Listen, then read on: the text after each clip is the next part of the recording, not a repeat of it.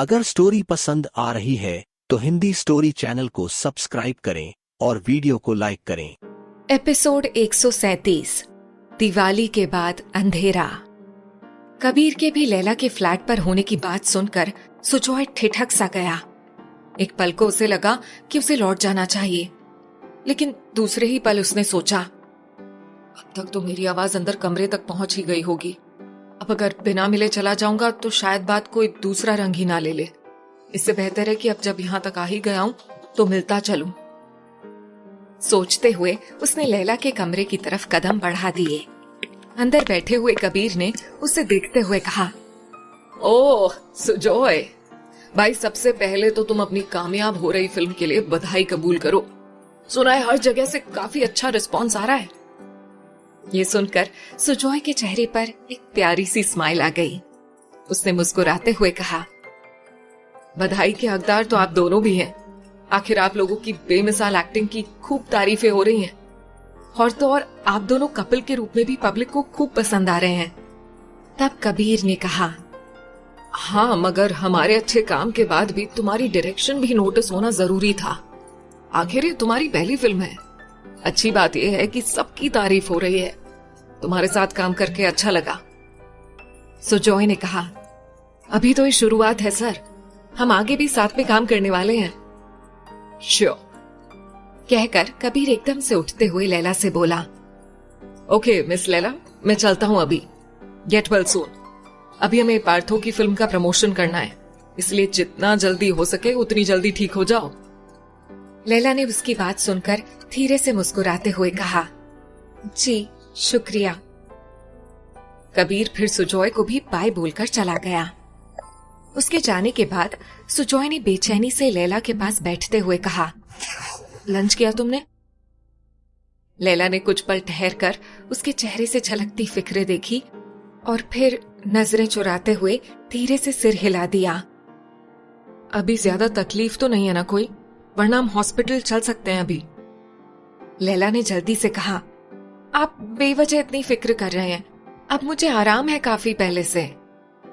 तब सुजॉय ने उठकर खिड़की के पास आते हुए कहा, शायद तुम्हें मेरा ऐसे फिक्र करना अजीब लग रहा हो, लेकिन जब जब मुझ पर और मेरी फैमिली पर किए गए तुम्हारे फेवर के बारे में सोचता हूं ना, तो मुझे लगता है कि मैं तो कभी तुम्हारा बदला चुका ही नहीं पाऊंगा। लैला ने उसकी बात सुनकर धीरे से कहा, और मेरा दिल, मेरा भगवान ये जानता है कि मैंने आपके परिवार के लिए जो कुछ भी किया है वो किसी स्वार्थ या बदले के लिए नहीं किया है सुजॉय साहब।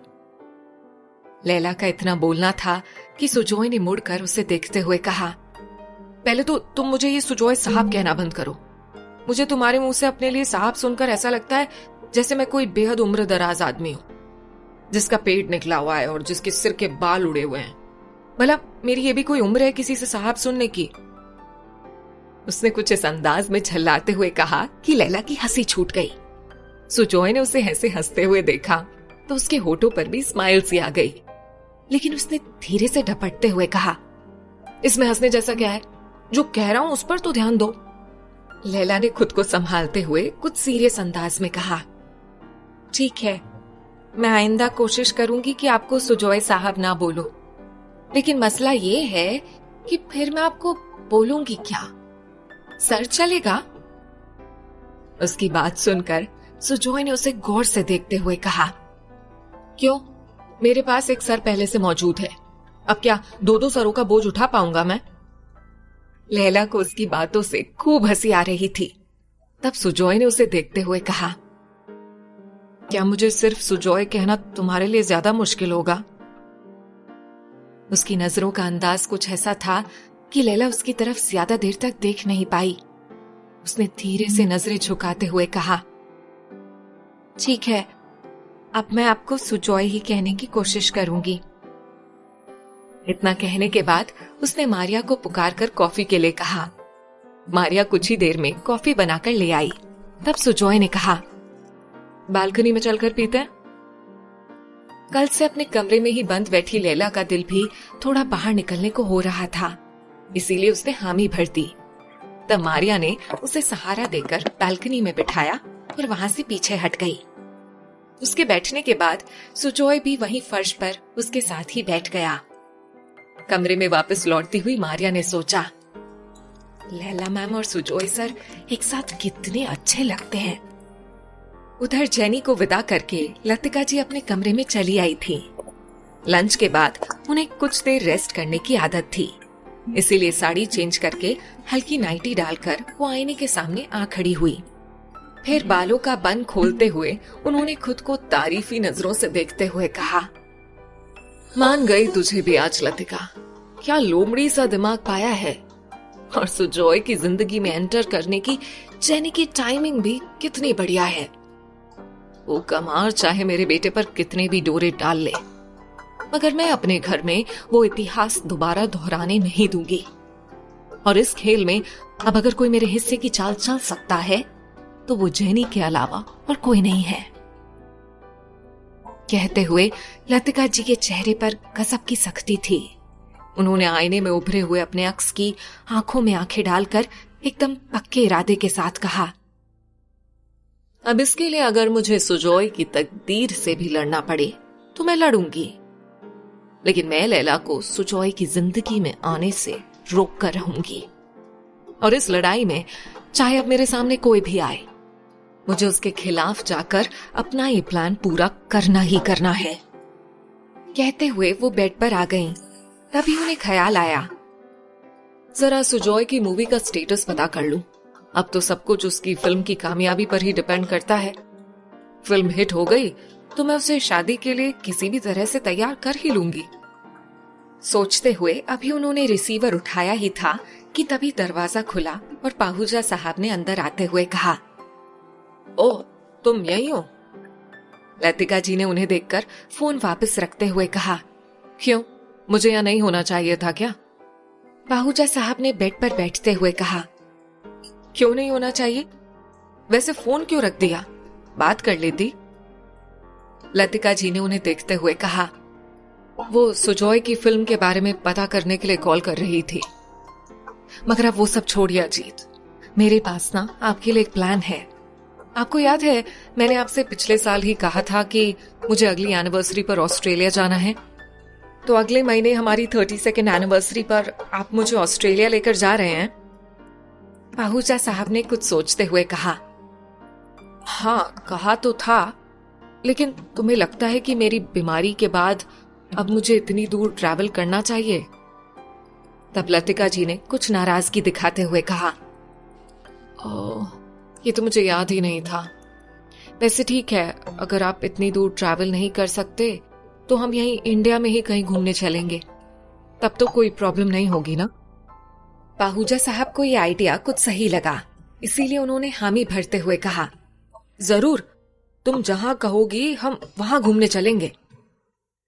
आज लतिका जी का मूड जरूरत से कुछ ज्यादा ही अच्छा देखकर पाहूजा साहब को भी बेहद अच्छा लग रहा था, इसीलिए उन्होंने प्यार से कहा, एक बात कहूं लतिका, हालात की कड़वाहट में हम दोनों ही जैसे जिंदगी जीना, खुश रहना ही भूल गए हैं। आज इतने अरसे बाद तुम्हें इतना खुश देखकर मुझे बेहद अच्छा लग रहा है। और ये सब जेनी की देन है। कितनी प्यारी बच्ची है। उसके घर में उतनी देर रहने से ऐसा लग रहा था जैसे मैंशन की दीवारें तक मुस्कुरा रही हैं। उनकी बातों में जेनी का जिक्र सुनकर लतिका जी के होठों पर एक मिस्टीरियस सी मुस्कुराहट बिखर गई। उन्होंने पाहूजा साहब के कंधे से सिर टिकाते हुए कहा, बिल्कुल यही बात मैंने भी महसूस की अजीत, इसीलिए अब मैंने तो सोच लिया है, छुट्टी वाले दिन हम जेनी को यहीं बुला लिया करेंगे। कितना अच्छा रहेगा। मैं कल ही सुजोय से बात करती हूँ कि वो जेनी को यहाँ लाया ले जाया करे। पाहूजा साहब ने भी उनके सिर से सिर टिकाए हुए हामी भर दी। लतिका जी के दिलो दिमाग में इस वक्त क्या चल रहा था, अगर पाहूजा साहब को एक भनक भी लग जाती तो शायद वो अभी इस कमरे में लतिका जी के साथ रुकना भी गवारा नहीं करते। कॉफी के सिप लेते हुए दोनों इधर उधर की बातें कर रहे थे। तब सुजोय ने आज सुबह से आई हुई जेनी के बारे में बताते हुए कहा, जेनी और मैं क्लास 5 से सेम स्कूल में ही पढ़े थे, लेकिन जब हम लोग बड़े हुए तो माँ को लगने लगा कि वो मुझ में इंटरेस्टेड है, और तभी माँ का रवैया उसके लिए बिल्कुल ही बदल गया।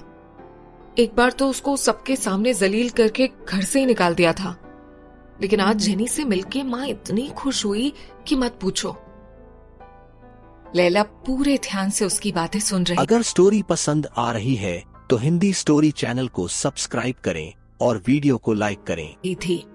सुजॉय ने आगे कहा, मैं लंच में ही आने वाला था इधर, लेकिन जेनी लंच के लिए रुक गई थी तो मुझे भी रुकना पड़ा। और माँ तो उस पर ऐसी बलिहारी हो रही थी कि हम तीनों को हैरानी हो रही थी। कभी कभी सोचता हूँ तो लगता है कि ये पेरेंट्स भी कभी कभी कितना अनएक्सपेक्टेड बिहेवियर करने लगते हैं। लैला ने मुस्कुराते हुए हामी भरी, लेकिन मन ही मन उसे एक उलझन सी होने लगी थी। जैसा जेनी और सुजॉय की बातों से लग रहा था, लतिका जी जेनी को कुछ खास पसंद नहीं कर रही थी, लेकिन अब सुजॉय खुद उनका बिहेवियर देखकर हैरान है। लतिका जी के मन में कुछ तो खिचड़ी पक रही होगी। उनका कोई भी एक्शन यूं ही नहीं होता। पता नहीं अब वो कौन सी नई चाल चलने वाली होंगी। लेकिन खैर, मुझे इससे क्या, ये उनका अपना मामला है। ये सोचकर उसने खुद को इस मामले में कुछ भी सोचने से रोक लिया। तभी सुजॉय ने अचानक से पूछा, तुमने कभी अपने घर के बारे में नहीं बताया? तुम्हारी फैमिली में कौन कौन है? सुजॉय के लहजे में क्यूरियोसिटी थी, जबकि लैला उसका सवाल सुनकर कुछ पलों के लिए खामोश हो गई। वैसे भी वो उसे क्या बताती? अब उसके पास परिवार के नाम पर बचा ही क्या था? उसे खामोश देखकर सुजॉय ने धीरे से टोकते हुए कहा, क्या हुआ, कहाँ खो गई? तब लैला हड़बड़ाते हुए जैसे होश में आई। उसने जल्दी से कहा, कहीं भी तो नहीं, बस आपके पूछने पर घर की याद आ गई। वैसे मेरी फैमिली में हम तीनों जनों के अलावा कोई नहीं था। अभी कुछ महीने पहले बापू भी चले गए। अब सिर्फ माँ बची है। ओ, आई एम सो सॉरी। वैसे माँ कहाँ है अब? सुजॉय ने अफसोस करते हुए अगला सवाल पूछा तो इस बार लैला ने उसे खाली नजरों से देखा। उसके पास सुजॉय के सवाल को टालने का कोई और चारा नहीं था। उसने एकदम से हाथ में पकड़ा कॉफी का मग छलका दिया। कुछ बूंदे छिटक कर सुजॉय के कपड़ों पर जा गिरी और कुछ फर्श पर। उसने एकदम से हड़बड़ाते हुए अपनी चुनरी से उसके कपड़ों को पोंछते हुए कहा, सॉरी सुजॉय साहब, पता नहीं कैसे हाथ से कॉफी छलक गई। सुजॉय ने मुंह से कुछ नहीं कहा, लेकिन उसे सख्त नजरों से घूरने लगा। लैला ने उसकी आंखों में देखा तो वहां से छलकता गुस्सा देखकर उसने धीरे से कहा, मैंने जानबूझकर नहीं किया। लेकिन सुजॉय ने उसी तरह मूड भारी किए हुए ही जवाब दिया, तुमने जानबूझकर ही किया है लैला, वरना अभी ये तय हुआ था ना कि तुम मुझे सिर्फ सुजॉय बुलाओगी, सुजॉय साहब नहीं। ये बात सुनते ही लैला के चेहरे पर एक सुकून भरी स्माइल बिखर गई, वरना वो डर गई थी कि सुजॉय उसके कॉफी गिराने वाली बात से नाराज हो गया है। लैला ने बची हुई कॉफी के घूंट भरते हुए धीरे से कहा, आइंदा ध्यान रखूंगी। जबकि अंदर ही अंदर उसके मन में सुकून सा उतर आया था कि चाहे जितने भी वक्त के लिए उसने सुजॉय के सवाल को टाल दिया था, और सुजॉय के लिए तो यही काफी था कि लैला उसके और वो लैला के करीब बैठा अपनी शाम गुजार रहा है। सूरज ढल गया तो मारिया ने आकर सारे दियों को फिर से रोशन कर दिया था। सुजॉय ने उसे ऐसा करते हुए देखकर कहा, वाह, तुम्हें भी दिवाली के बाद दिए जलाने का शौक है मारिया? मारिया ने लैला की तरफ एक प्यारी सी स्माइल देते हुए कहा, मुझे नहीं सर, लैला मैम को शौक है।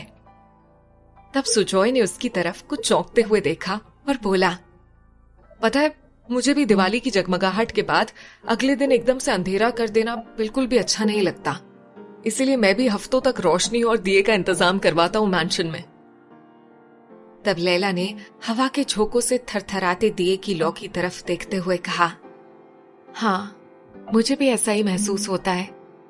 बचपन में जब भी दिवाली आती थी ना, तो मुझे तभी से महसूस होता था, लेकिन कभी हालात ने इतना मौका ही नहीं दिया कि एक दिन भी ढंग से 20-25 दिए जला सकते हम लोग, क्योंकि कई बार खाने के लिए तेल मौजूद नहीं होता था, तो दिए में डालने के लिए माँ कहाँ से तेल ला कर देती। लैला ने ये बात अपनी रौ में कह तो दिया, लेकिन उसे फिर अचानक से ध्यान आया कि कहीं अपनी गरीबी की बात कहने पर सुजॉय उसे जज न करने लगे। इसीलिए उसने धीरे से उठने की कोशिश करते हुए कहा, मुझे बाहर थोड़ी ठंड लग रही है, मेरे ख्याल से अब हमें अंदर चलना चाहिए। कहते हुए वो उठने को हुई, लेकिन उठ नहीं पाई। तब सुजॉय ने अपना दाहिना हाथ बढ़ाकर उसका हाथ मांगते हुए कहा, आओ मैं तुम्हें ले चलता हूं। लैला ने अपना चेहरा उठाकर सुजॉय की नजरों में देखा। उन आंखों में कितना कुछ मौजूद था, प्यार, अपनापन, लगाव, मोह और हमदर्दी। लैला के मन ने जैसे उसे पुकार कर कहा, अगर ये सब बिल्कुल वैसा ही है लैला जैसा तुझे महसूस हो रहा है, तो इस बार खुद को भावनाओं में बहने मत देना। किसी का साथ बस वक्ती ही होता है यहाँ, और वक्ती खुशी के लिए खुद को अरसे तक दुख में डाल देना कोई अक्लमंदी तो नहीं है ना। इसीलिए इस बार तू इमोशनल फूल नहीं बनना, तू ये अच्छी तरह से गांठ बांध ले। लैला अभी सोच ही रही थी कि तभी सुजॉय ने उसे एक बार फिर से आवाज देते हुए कहा, क्या हुआ, आओ ना। लैला ने अपने मन की आवाज को जैसे अनसुना करते हुए मारिया को आवाज लगाई, मारिया प्लीज मुझे कमरे में ले चलो। सुजॉय कभी उसके झुके हुए चेहरे को तो कभी अपने बढ़े हुए हाथ को निहारे जा रहा था। हिंदी स्टोरी चैनल को सब्सक्राइब करें।